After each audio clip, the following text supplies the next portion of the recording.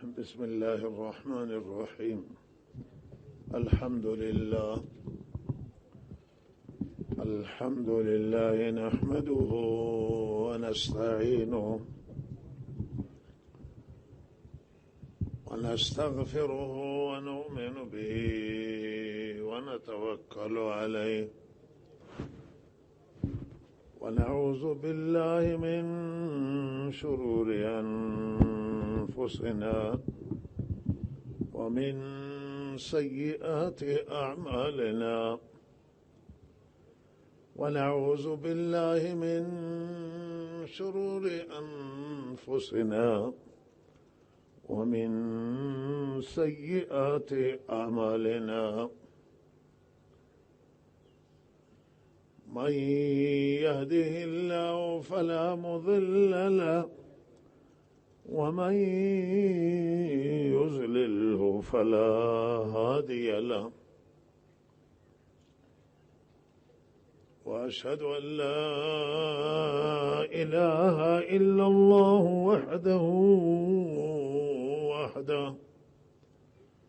وحده لا شريك له وأشهد أن سيدنا ونبينا ومولانا محمدا عبده ورسوله صلى الله تعالى عليه وعلى آله وصحبه أجمعين. أما بعد فأعوذ بالله من الشيطان الرجيم. بسم الله الرحمن الرحيم. يريد الله بكم اليسر ولا يريد بكم العسر ولتكملوا العدة ولتكبروا الله على ما هداكم ولعلكم تشكرون.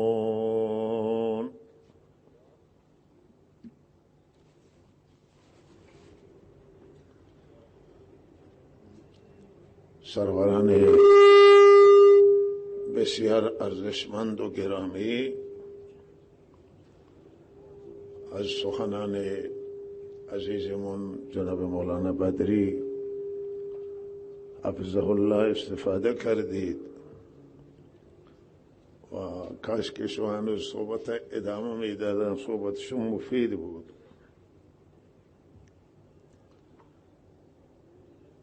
امروز از روزهای بسیار بابرکت مبارک و یک روز تاریخی در دین اسلام هست. حضرت رسول صلی الله علیه و سلم مدینه منوره تشریف آوردند و اهل مدینه روزهای را جشن می گرفتند و خوشحالی می کردند و حضرت وقت سوال کردند فرموده روزهای عید ما هست و خوشحالی ما هست. بشر به اعتبار فطرت و طبیعت خودش نیاز دارد به روزهایی که غمها را و پریشانی ها را پشت سر بگذارد و فراموش کند و خوشحالی بکنه. اگر دوستان مقداری بازی دور سر راه می نشینند و مخصوصا این قسمت نمایشگاه، عزیزان اگر به صفحه بفیوندند خیلی بهتر است. از که اونجا نشستید کمی حرکتی بخورید و بیایید اینجا راه هم بسته می شود. اونجا که شما سب می بندید سر راه، قسمت جنوب هم همینطوره، شمال هم همینطور است. اگر بیایید صفحه را بگیرید، شامل دعای آن حضرت صلی الله علیه و سلم که فرمود من وصل صفا وصله الله، هر کسی که صف وصل بکند خدا او را بر رحمتش وصل میکنه. شما که قدم بردارید و بلند بشید بیایید هر جایی هستید به صفا انشالله بر رحمت الله تعالی واصل شدید. خدا شما را خیر بده، جزای خیر بده که صحبت را گوش میکنید. موفق باشید.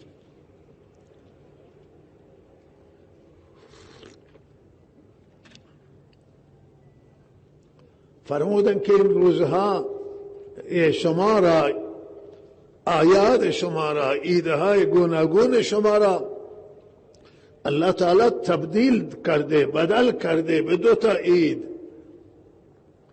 که یک عید فطر و یک عید دیگر عید قربان هست. عید فطر روزی که ماه رمضان شما روزه گرفتید، یک ماه را کامل و الله تعالی را راضی کردید. روزه آسان هم نیست، سخته که انسان یک ماه کامل روزها نخوره، شبها سحر بلند بشه و سحری بخورد و بعد روزه بگیره. و قربانی دادید، شما فداکاری دادید، یک ماه را روزه گرفتید و امروز به میمنت این روزه، این آزمایش، این امتحان سخت، الله تعالی این روز را عید تعیین کرده برای شما. روز جشن، روز شادمانی، روزی که غمها را پشت سر بگذارید، نگرانی ها را از دلتون دور کنید، لباس نو بپوشید، عطر بزنید خودتون را، نظافت بدن هم داشته باشید، دوش بگیرید، استحمام کنید و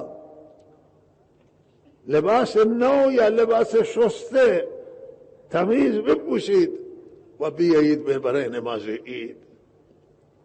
و لہذا این روز خوشحالیه. فرشتگان هم میایند سر راه و کسانی را که برای عید نماز عید دارن میآیند و رمضان روزه گرفتن و میآیند، اینها را سلام میدن، اینها را تبریک میگویند. فرشتگان برای شما دعای مغفرت میکنند که شما موفق شدید این آزمایش امتحان انجام بدید و با خوبی و خیر پشت سر بگذارید ماه مبارک رمضان را که ماه رحمت بود، ماه نزول قرآن بود، ماه شب قدر که یک شب در رمضان است که بهتر از 1000 ماه. و اینها سروران گرامی، این خوشحالی دنیا است که الله تعالی به شما میده. بعد رحمت نازل میکنه خدا، مغفرت خودش را شامل حال شما میگردانه و نماز شما را قبول میکند و از شما خوشنود میشود که شما مورد آزمایش الله قرار گرفتید. خدا شما را امتحان کرد یک ماه و شما فیروز شدید و موفق شدید که رضابندی الله تعالی را بگیرید. والله روزه را چقدر دوست داره، عبادت خیلی نزد الله پسندیده، خیلی محبوبه که بوی دهن روزه دار که معمولا بعد از ظهر بوی دهن میاد، معده خالی می شود، این نزد الله تعالی از عطر هم پسندیده تر است و ترتر این انقدر الله این طاعت و عبادت می پسنده و خوشنود میشه و راضی می شود. و لحظه امروز خوشحالی دنیای شما است و یک خوشحالی آخرت هست، خوشحالی بزرگه که او وقتی که شما الله تعالی را ملاقات میکنید، روزداران الله را ملاقات میکنند و آنجا که خدا را ملاقات میکنند، انقدر الله تعالی به اینها عنایت میکند، میفرماید که من روزه مال منه و من خودم پاداش روزه را میدهم، ثواب روزه را عنایت میکنم. بقیه نماز تمام اعمال ارزشمند و قیمتی است، اما فرشتگان دستور میده که ثواب اینها و اجر اینها که به اینها تعلق میگیری به اونها بدن ولی روزه را الله تعالی میگه برای خود من بگذارید. انا صوم لی و انا اجزی بهی، روزه مال منه و من پاداشش را عنایت میکنم. خدا که بدهد معلومه که چقدر میدهد، خدا به اندازه خودش بش توانایی خودش الله تعالی این ثواب عنایت میکند و لہذا این روزه عبادت خاص خدای تعالی است. همه عبادت مال الله، اما عبادت روزه را خیلی دوست داره. امروز که شما روزه گرفتید و آمدید نزد الله تعالی محبوبید و تمام لغزش های شما را الله تعالی میبخشه. به رحمت الله امیدوار باشید، به دعاها امیدوار باشید و این مختص اعیاد و عیدین اسلامی هست و شرعیه که وقت شما اینجا میایید و این عید را با نماز، با تکبیر الله اکبر، این نماز عید 3 تکبیر قبل از شروع قرائت در رکعت اول و 3 تکبیر بعد از قرائت وقت به رکوع دوم میریم، رکعت دوم رکوع میکنه امام، قبل از او 3 تکبیر میگوید. و این راه هم که توی راه میرویم میاییم بهترینه ذکر ما الله اکبر الله اکبر لا اله الا الله والله اکبر الله اکبر است. در عید فطر آهسته گفته می شود و در عید قربان بلند گفته می شود. ولی بهترین ذکره که الله را تکبیر میگه لتکبر الله علی ما هداکم ولعلکم تشکرون، که در رابطه با روزه عید روزه اشاره به همه عید نماز عید پایان ماه رمضان هست و روزه، و لحظه این تکبیر ذکر شده. لحظه این تکبیر آهسته گفته بشه در آمدن و در رفتن، ولی آهسته گفته می شود. و الله تعالی تکبیر چقدر خوشنود داره و چقدر میپسنده. روز قیامت خوشحالی عظیمه به استقبال روزداران می آید و پاداش بزرگ به تعلق می گیرد.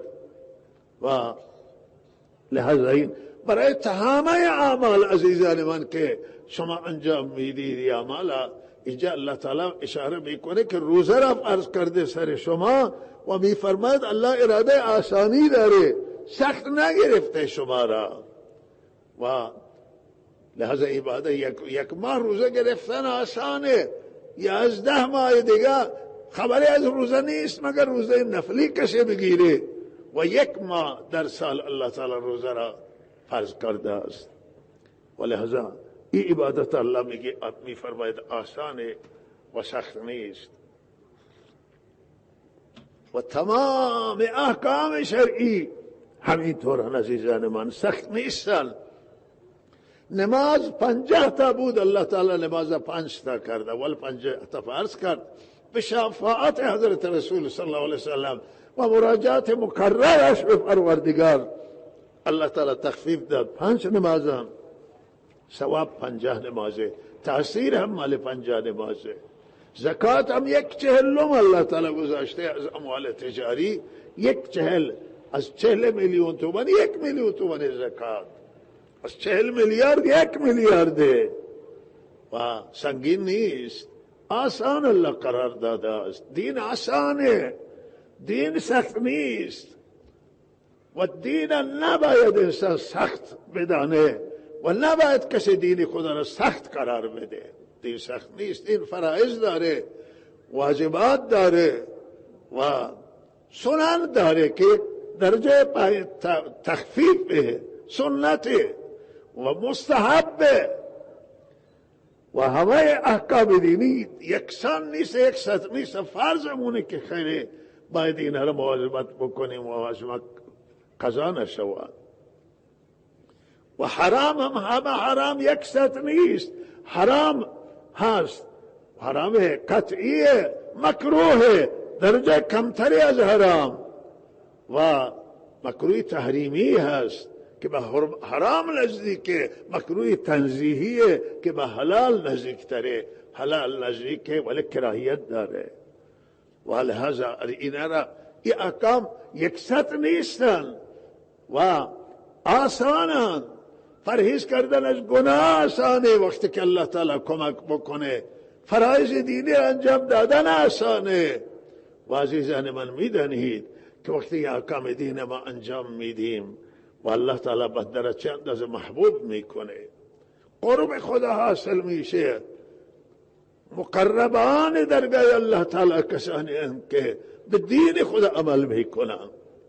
هر اندازه شرایط سخت‌تر باشه، محیط خراب باشه، ماحول خراب باشه و به دین عمل بشود، همان اندازه اجر ثواب بیشتره و نزد الله تعالی محبوب تره. اونایی که در این بلاد اسلامی عمل میکنن ثواب زیاد میبرن، ولی اونایی که در دنیا، در غرب، در شرق، در جایی که اونجا دین نیست و سخت عمل کردن انجا عمل میکنن، پابندی میکنن، اونها جهاد بزرگ این عمل برای اونها محسوب میشود، اجرشون بیشتره و ثواب بیشتری به اونها تعلق میگیرد.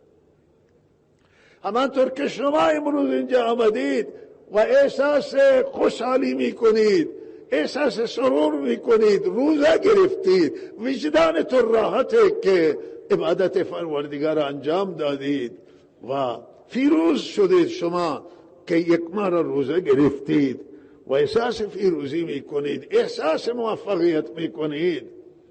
سروران گرامی، روز قیامت هم همینطور احساس سربلندی میکنید. ولی کسی که روزه نگرفته، کوتاهی کرده، سیالنگاری کرده، الله معذور که او را الله تعالی عذرش را میپذیره، معاف کرده. ولی کسی که عذر شرعی نداره و به بهانه‌های مختلف روزه را ترک میکند، امروز اگر تشریف آورده اینجا تشریف میارند ولی وجدان کسی نمیدانه، ولی خودش میدانه که بر روزه نگرفتم و میتوانستم روزه بگیرم، وجدان او را ملامت میکنه و ناراحتی توی دلش. اگر ترخانه نشسته اونجا ناراحته که مردم روزه گرفتن، امروز عیدشونه و من روزه نگرفتم، شرمندگی داره برای خودشون، احساس شرمندگی میکنه. همینطور روز قیامت بسیار نگرانه، بسیار پریشانه که به دستورات پروردگار عمل نکرده. الله بر ما چه اندازه احسان داره، چه اندازه الله تعالی بر ما کرم داره و ما هر چه داریم از الله تعالی داریم. همه لباس که تن ما از آن الله. الله می فرماید و انزلنا علیکم لباسا یواری سوآتکم و ریشا و لباس التقوی. ماشا فرمودن که امروز چون برای مدرسه که حوزه دارالعلوم زاهدان کمک جمع‌آوری میکنن و به هر حال برای اینکه بتوانند کارتخانه کار بکنن، گوشی ها را میفرمایند که شما خاموش کنید. گوشی ها که متعدد اینجا و روشنن سبب میشن که به هر حال کارتخانه خوب کار نکنن. ماشاءالله. و دست بالا بگیرید و انشاءالله کمک شایسته بکنید. دارالعلوم زاهدان یک دانشگاه الحمدلله بزرگ هست و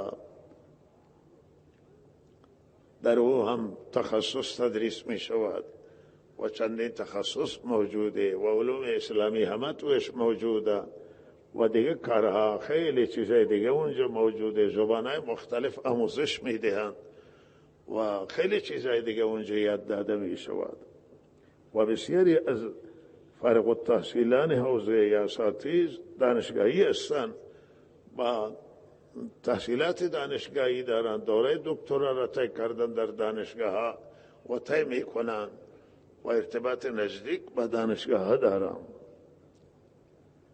یک مرکز علمی هست و یک فرصتی است برای شما مردم عزیز و انشالله این دارالعلوم مورد توجه قرار بدی. همه مدارس دینی را، مکاتب قرآنی را، ولی و مساجد را مخصوصا مسجد مکی و دارالعلوم زاهدان که یک مرکز دینی هست و امیدی هست تبدیل شده به امیدی برای بسیاری از مسلمانان و غیر مسلمانان دنیا. تا غیر مسلمانان هم استفاده میکنن، باز ارتباط دارن و فکر انسانیت در اینجا هست و فکر برای همه می شود و روی این انشاءالله مرکز بیشتر مورد توجه شما قرار بگیره.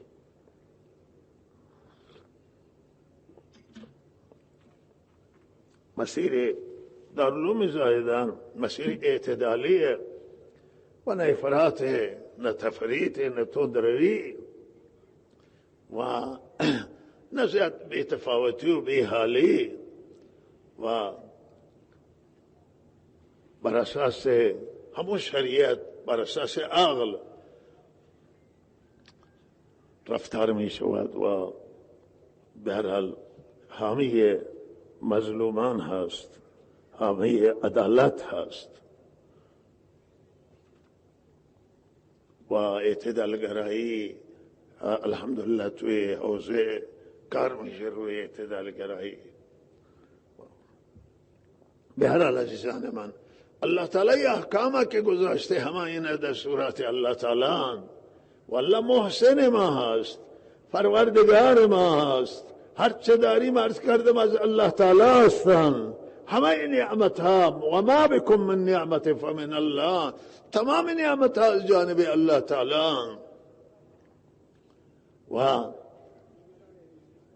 وقتی که این نعمت ها ما از هر چه دارید در تصور شما بیاید و یا اون نعمت هایی که شما دارید و نمیدانید که دارید، همه این از جانب اللہ تعالی.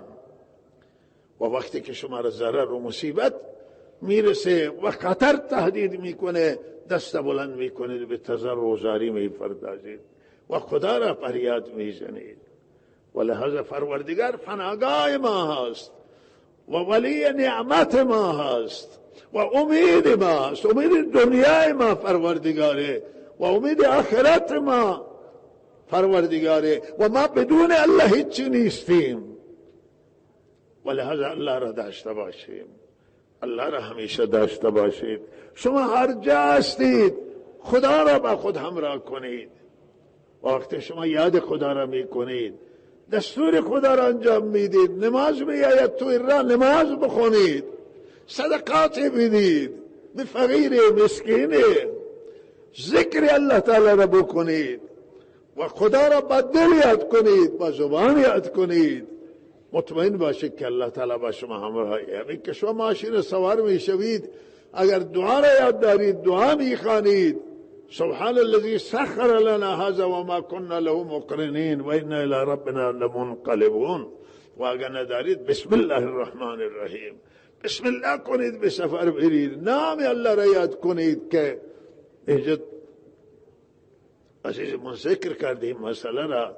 و هر نعمت با بسم الله آغاز کنید، این به نام الله شما شروع کردید، به نام مبارک الله با برکت الله یاد کردید. الله شما را همراهی میکنه، الله با شماست، شما را از ضرر و زیان، از حوادث ناگوار، از حوادث تلخ شما را نجات میده. ولی روی این مهمه که شما الله را داشته باشید و از الله فرمان ببرید، از الله اطاعت کنید. وقت نام خدا آمد، وقت فرمان الله آمد، ما تسلیم بشیم. و همینطور از سیره حضرت رسول صلی الله علیه وسلم، سیره طیبه و رفتار آن حضرت صلی الله علیه وسلم، شما ببین اخلاق آن حضرت صلی الله علیه وسلم، سیره آن حضرت، اخلاق آن حضرت صلی الله علیه وسلم، عمل کرده آن حضرت صلی الله علیه وسلم، زندگی آن حضرت. وقتی شما از او اطاعت میکنید، شما حضرت رسول صلی الله علیه وسلم را دارید. و این پیامبر اعظم چه اندازه مهربانه، چه اندازه مهربان بود نسبت به من و شما. و زندگی را، زندگی ساده ساده بدون میل به مادیات و دنیا گذراندن دنیای دیگران آباد کردن و تلاش کردن که دنیای دیگران آباد بشه. وقتی باران نیامد قطع می شد، آن حضرت دعا می کردن باران نازل می شد، روزی می داد الله تعالی. در فکر معاش مردم بود، در فکر راحتی مردم بود. و الله تعالی می فرمایند که چنان پیامبری را من به سوی شما مبعوث داشتم و به سوی شما فرستادم و مهربانش کردم به شما که آنچه که شما را ناگوار میگذرد و تلخ برای شما به پیغمبر هم ناگواره. پیغمبر از اینکه شما مشکل داشته باشید، پریشان باشید، تک تک شما ناراحته. آن حضرت صلی الله علیه وسلم صحابه گاهی شب به مشعر مدینه دور میزدن، روز دور میزدن تا حال صحابه را بفهمند که چگونه زندگی میکنند، در چه حالی هستند، در چه وضعیتی هستند. احوال دینی اونها را مورد تفقد قرار میدادند، احوال معیشت و زندگی اونها را و بعد از آن حضرت خلفای راشدین همین سلسله را ادامه دادند و بر سیره آن حضرت صلی الله علیه وسلم حکومت کرده. به مردم مهربان بود، عدالت بود، انصاف بود، برابری بود، برادری بود، بین زن و مرد در حقوق زن و مرد تفاوت نبود، بین اقوام تفاوت نبود، بین مذاهب نبود. حالا او زمانه اینطور مذاهب رسمی نبود، ولی بالاخره بشر همیشه سلایقش فرق میکنه، نظرات فرق میکنه، فکر فرق میکنه. این همیشه در یک خانواده موجوده. فرزندان یک خانواده هم با هم سلایق مختلف دارن، همه طریقه ها را میپاییدن.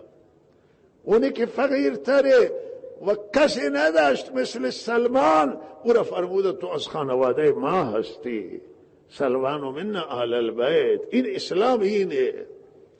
اسلام به نام نیست که کسی بگه من اسلامم و اسلام پیاده میکنم. نه، اسلام یک واقعیت، یک حقیقت هست، یک عدالت. خلاصه میشه در عدالت. اگر عدالت نباشه اسلام نیست، اگر صداقت نباشه اسلام نیست، اگر یک رنگی نباشه نیست.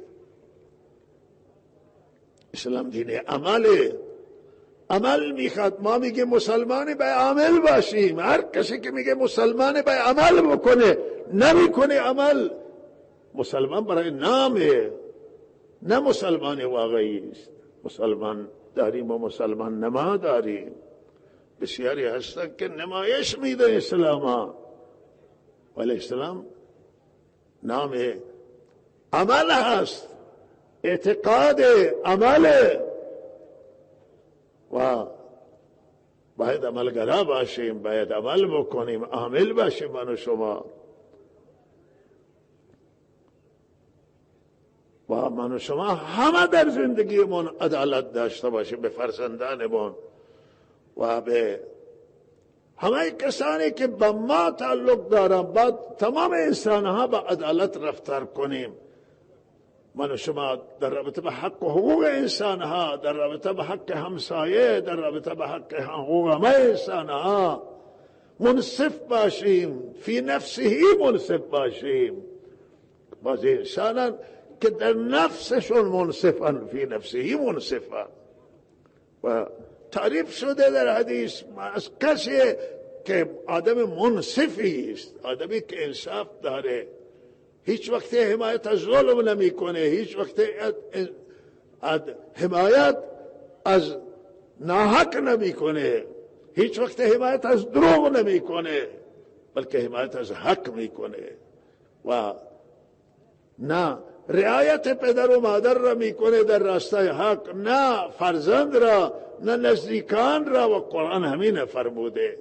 شما وقتی که پای عدالت در کار، اینجا عدالت باید مشخص بشود. شما اگر پدر ناحق باشه، شما حمایت از پدر نکنید، به نفع پدر گواهی ندید، به نفع عدالت گواهی بدید، به نفع حق گواهی بدید. و شما دشمنتون اگر با شما دشمن جانی شمایه، دشمن زندگی شمایه، دشمن دین شماست. شما عادلانه با او رفتار کنه، به انصافی نکنید، حق او را در نظر بگیرید اگر که به جانب اوست. این مسلمان واقعی باشیم. الله تعالی من شما را مسلمان واقعی بگردانه. مسلمان نما نشیم، انسان واقعی انسان نما نه. بعضی انسان نمایش انسان میدهند اما انسان واقعی نیستن، انسانیت نیست در اونها.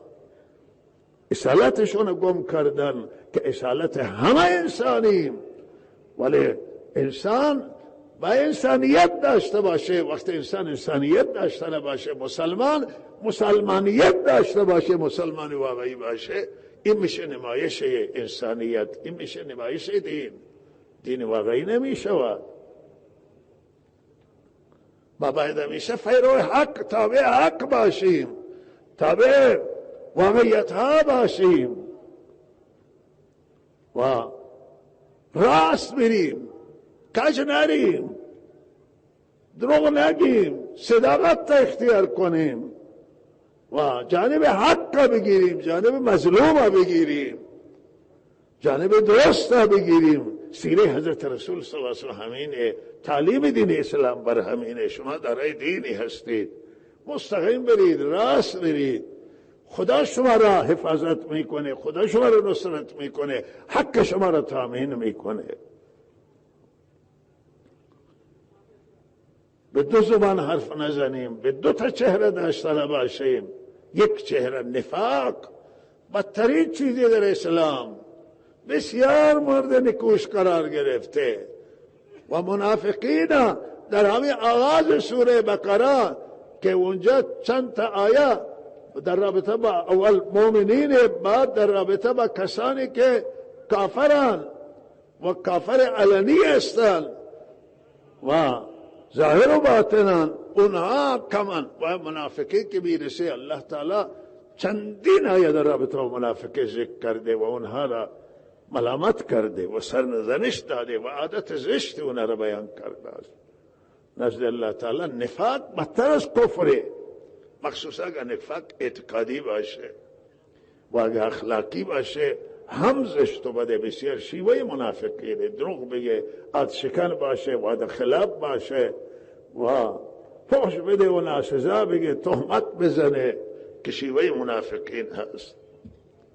الله من شما را از نفاق نجات بده، من شما را انسان نمونه و مسلمان واقعی بگردانه. مسلمان واقعی و انسانیت یک چیزن، با هم تفاوت چندان ندار و درست زندگی بکنیم. سعی کنید که وجود شما رحمت باشه، همینطور که وجود حضرت رسول صلی الله علیه و رحمت بود.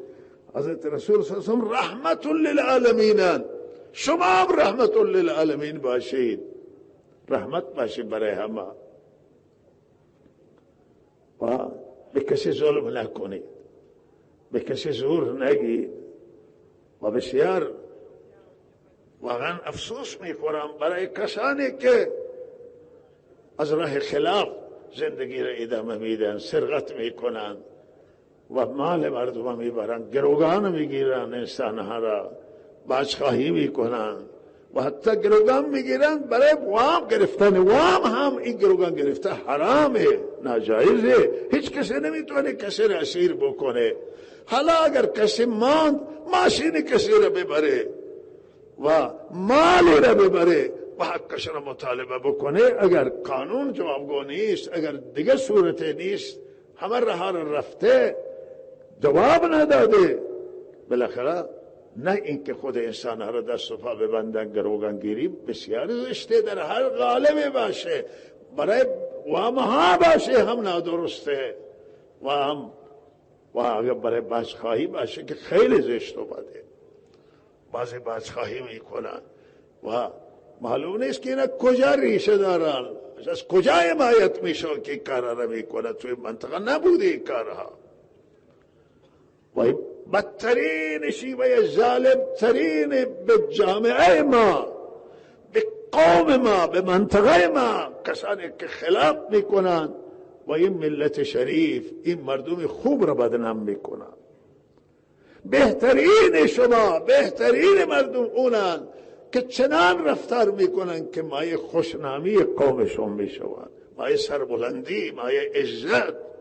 گاهی بعض کاری انجام میده که ما توی لباسمون نمی گنجیم که از این لباس ما این کار انجام داده، ولی بعضی هستند که کاری انجام میدن که ما در لباسمون احساس شرمندگی میکنیم.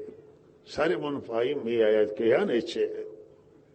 آدم زورگو، آدم ظالم، آدم باجخواه، هیچ پول کثیفتر از درآمد باجخواهی نیست و این از گوشت خوک هم بدتره، از هر حرام بدتره که کسی به زور مال مردم ببره، مال مردم خیانت کنه، کلاه بگذاره سر مردم و حیف و میل بکنه مال مردم را و این پول تبدیل میشه به جهنم روز قیامت. مال یتیم و کسانی که میخورن روز قیامت از دهانشون آتش بیرونه و میآیند در صحرای محشر از دهانشون، از بینیشون شعله‌های آتش بیرون میشه. این همون مال یتیمی که خوردن. مال یتیم نخورید، مال وارث تقسیم کنید به اونها، میراث زنان پرداخت کنید. ظلم نسبت به جامعه زنان، به دختران مردم. وقتی که میراث به اونها داده نشود، تعلق نگیره. زمین گاهی باید زمین میگه که ما نمیتونید داماد بیاریم اینجا، از دیگه فامیلی است یا اخلاقش ما برابر نیست اگر ما زمین بدیم به دختر رمون و که میراث میبره. خب شما میتونید که بخرید او را، از جای دیگه از املاکش و اموالش بدید بهشون، ولی محروم نکنید هیچ کسی را از میراث. حق خدا تعیین کرده که شرعیه، حق انسانیه. در تمام تمدنها میراث موجوده و روسیه سفری داشتیم و یک استاد دانشگاهه و وقتی با او کلام کردیم دیدیم که تمام این حقوق در خود اینجا هم موجوده، اینه تدریس میشه توی دانشگاه. میراث همینطور که پدر میبره، مادر میبره، فرزند میبره، فرزندان میبره، هم تفاوتی هست، جزئی تفاوت هست، ولی همه معتقدم که مال مردم مال وارث اوست. مال دختر زن بسیاری جا مساوات قائلن، دختران و پسران برابر میدهند، ولی دین اسلام الله تعالی روی حکمتی که میدانن فرمودن که ما پسر دو برابره و یک برابر دختره و این حکیمانه و بهترین فیصله هست. بله رعایت کنیم و به هر حال اونچه که پایداره، اونچه که ماندگاره و میمانه توی دنیا، حق میمانه، صدق میمانه، امانتداری میمانه، درستکاری میمانه و توی دنیا ظلم ناپایداره، نمیمانه و بدترینش چیز ظلمه و ظلم هیچ وقت پایدار نیست. عدالت پایداره، حق پایداره، کار درست پایداره.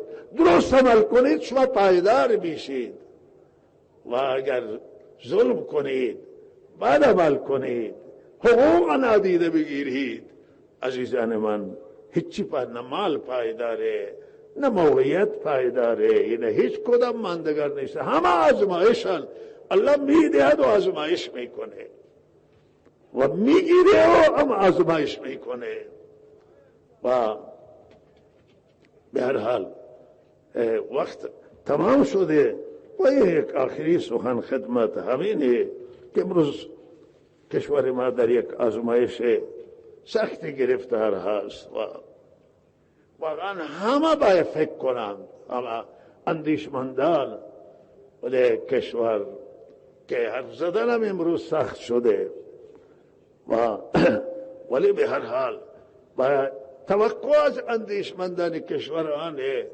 که به هر حال و حرف بزنن، به میدان بیان، صحبت بکنن که به هر حال اینجا دارایی های زندگی مردم ایران بیشتر تارمار نشود و این مسائلی که در درون هست در داخل کشور از مدت هست و به هر حال یک بخش بزرگ اکثریت مردم بالاخره مسیر را میخواهند و ملت ایرانان مردم عزیز ایران هستند و به هر حال اینها بارها گفته شد که شما حرف این را بشنوید، گوش کنید و اینا بشنید و اینها مردم ایرانان صاحب کشوران و کاش که حرف این نشنیده میشد و به این روز ما گرفتار نمیشد کشور. ولی الان هم به نظر خیرخواهانه ما همینه، دلسوزانه ما برای همه مردم ایران و کشور آنه که هنوز به هر حال هرچه زودتر این کار انجام بگیره میتونه جلوگیری بکنه از ضایعات بیشتر، از نقصان بیشتر. همه ما در رابطه با کشور فکر میکنیم، همه ما در رابطه با منافع کشور، همه ملت و اگر خواسته ملت آنچه که مردم ایران میخواهند، اکثریت قاطع میخواهند، این میتونه اگر به همه توجه بشود و خواسته مردم برآورده بشود، این میتونه یک آشتی ملی باشه توی کشور و ما نیاز داریم به آشتی ملی، ما نیاز داریم به وحدت ملی و انسجام ملی. زمان رخ میدهد که به هر حال به خواسته های مردم توجه بشود.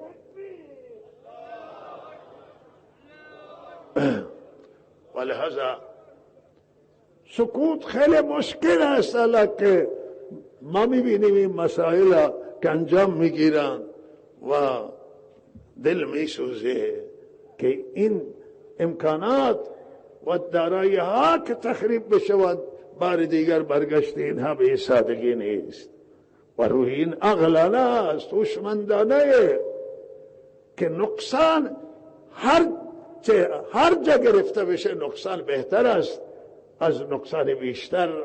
حرف مردم در محاوره مردم است که نقصان هرچه زودتر جلوش را بگیری نفع و سود، نقصان را جلوگیری بکنه. عاقلان و اندیشمندان و بالاخره حرف بزنند و این مسائل میتونه که نقصان بیشتر دیگران کشورهای دیگر که توی منطقه می آیند، هر ملت دیگری اینجا می آید، این زمانی است که داخل اختلاف باشه، از اختلاف استفاده می کنن برای منافع خود می آیند و گرچه گفته میشه که ما برای منافع مردم حمایت از مردم آمدیم، ولی به هر حال این حمایت زمان، این حرف زمانی کسی میتونه بذاره که اختلاف باشه، ولی اگر اختلاف رب بشه و خواسته مردم قبول بشه، تن بدیم به خواسته مردم و دلسوزی کشور را اختیار بکنیم، منافع کشور از بین نروان، اختلاف بیشتر نشود و طولانی تر نشود، نقصان بیشتر نشود، این به نفع و این هوشمندی و درایت و همه این مردم که در دیما کشته شدند یا بعد از این جنگ تلف شدند، همه ملت ایرانان، مردم ایرانان، انسانان و انسان وقتی که نابود بشه و از بین برود باید نشست و گریه کرد و اختلاف همینطوره و ما امیدواریم که الله تعالی فرج بیاورد. الله تعالی دعا میکنه ما دیگه کاری از دست ما نمیشود. من یک توصیه دارم، هم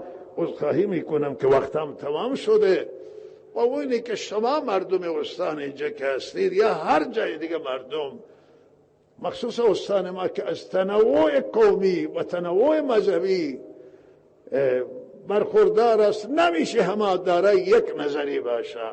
تو یک خانواده من عرض کردم که نظر یکی نیست، بین دو تا برادر، خواهر و برادر نظر یکی نیست و این نظرات متفاوته. ولی ما مردم استان از هر طیفی و هر تبار و قومیت و مذهبی هستیم، اینجا زندگی کردیم، ریشه داریم اینجا و هم مهمترین ریشه انسانیه و ریشه قرابت هست، خویشاوندیه و هر کسی از هر مذهبی هست و مذهب مال خودشه و به هر حال هم ما یک هوا یک دیگر را داشته باشیم. ببینیم نظرات آزاده، هیچ کسی نمیتونه تحمیل بکنه کسی را برای نظرش، بالاخره اون مورد حجمه قرار بده، مورد این اصلا درست نیست.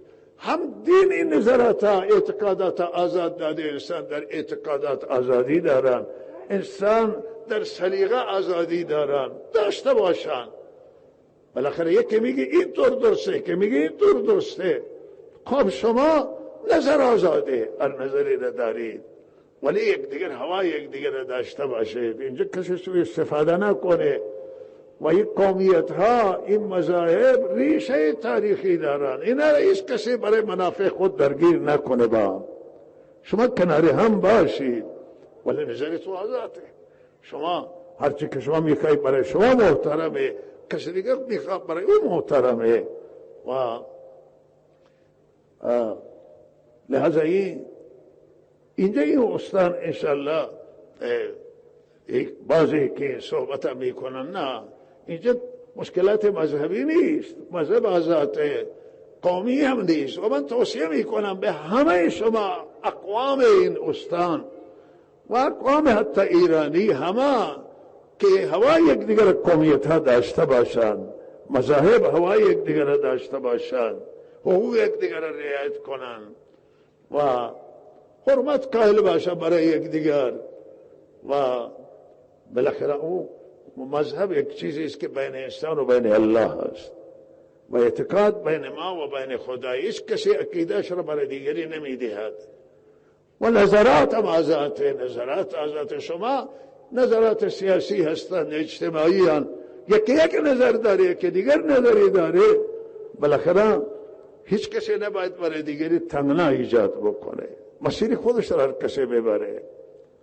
و این یک توصیه، آخری توصیه بنده آنه که ببینی من اینجا یک چیزی شما را هم میگن، هیچ کسی شما را وادار نکنه که شما نسبت به از مردم سوء استفاده نکنه کسی، در جهت بالاخره این که برای دیگران ناامنی بخواد ایجاد بکنه، این کار هیچ برای هیچ کسی روان نیست و مردم اختیاری خودشون ندارن، هر مسیری که اونا میفهمند درسته همون انتخاب بکنن.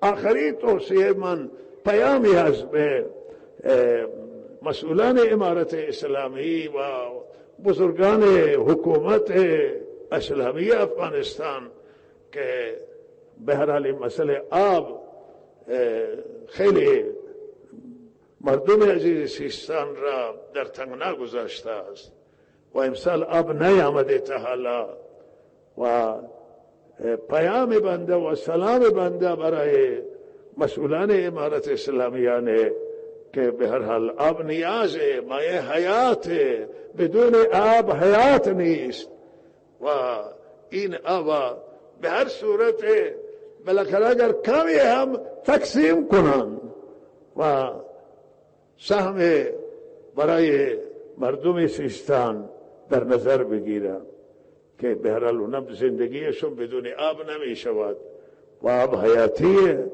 و من امیدوارم که الله تعالی شرایط فراهم بکنه برای عزیزان ما که آب باز کنن و انشالله آب هم به سیستان برسه و انجا الله تعالی باران بده که اونا هم سیراب بشن، اینا هم سیراب بشن، آب داشته باشن و عاقبت همه مهارا. مجدد توصیه میکنم به هم مسئولان کشور پاکستان و مسئولان افغانستان که با هم بشینند، گفتگو کنند، مذاکره کنند و جنگ مناسب نیست. هر دو طرف مسلمانان، هر دو طرف قرابت دارن، ریشه تاریخی دارن و یکی هست، با منافع مشترک دارن. رعایت همه این مسئله را بکنند و درگیری به هیچ صورت مناسب نیست و درگیری خاتمه بدن. هیچ کسی تحریک نشه، از جای تحریک نکنه برای منافع و این دو تا برادر را با هم درگیر کنند. امیدواریم که این درگیری هم به خاتمه حاصل بکنه و اینجا هم به هر حال ما یک مسیر درسته و راه درسته را که راه مردم میخواهند بتوانیم رضایت مردم بگیریم و مسیر اختیار کنیم که به آینده روشنی باشه، افق روشنی داشته باشه و مردم بتوانه هم دنیایشون آباد باشه و هم آخرتشون. من قبول ندارم اینه که کسی بگه آقای مردم تنها دیندار بشند و آخرت نه، مردم دنیایشون باید آباد بشه و آخرتشون آباد بشه و این دنیا را هم الله تعالی برای این درست کرده. اشتباهه که کسی فکر کنه که ما آخرت این را میسازیم. نه بابا، باید این نان بخورن، این باید جیبشون پر از پول باشه، سرمایه داشته باشن همینطور که داشتن یک زبانه و باید مسیر چنان درست باشه که هم دنیا تامین بشه. اگر من باشم میگه اول دنیایشون تامین بشه و آخرتشون هم تامین بشه. چرا که تا شکم سیر نباشه و فقر و گرسنگی باشه انسان دنیا هم نداره آخرت هم نداره. آخرت زمانی داره که دنیا شکم بگم با شکم سیر ذکر الله تعالی می شود، با شکم گرسنه کسی نمیتونه ذکر الله. سفر بگیرید ماشاءالله، سفر برابر بکنه که نماز شروع بکنه.